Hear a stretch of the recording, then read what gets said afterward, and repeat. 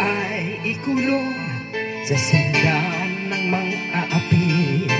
Landas ko'y nagdilim sa kalungkutan. Mga mata ko'y luhaan at di alam ang gagawin sa loob ng rehas na bakal. Kay hirap ipaliwanag ang katotohanan.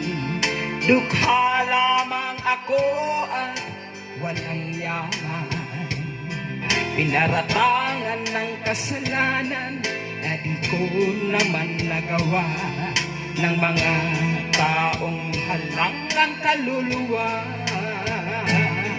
Sabitan kay lungkot ng aking buhay, pagtitis sa tawang pagdurusa.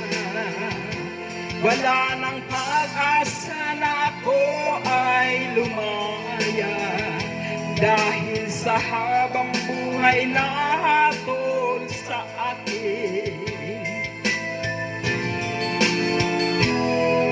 Nang ako ay litisin doon sa hukuman, ako'y napaiyak nang ako'y hatulan.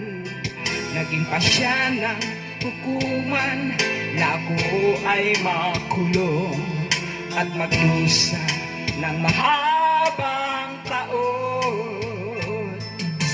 Saan ang katarungan sa isang katulad ko? Di ba't batas natin ay pantay-pantay? Batas ng tao kung minsan ay di ko maintindihan.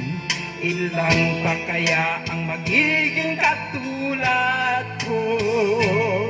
Sabitan kay lungkot ng aking buhay, pagtitis sa tawang pagdurusa. Wala nang pag-asa na ako ay lumaya, dahil sa habang buhay na hatol sa akin.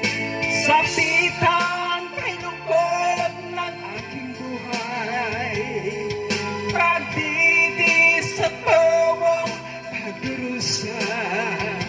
Wala nang pag-asa na ako ay lumaya, dahil sa habang buhay na hatol sa akin. Dahil sa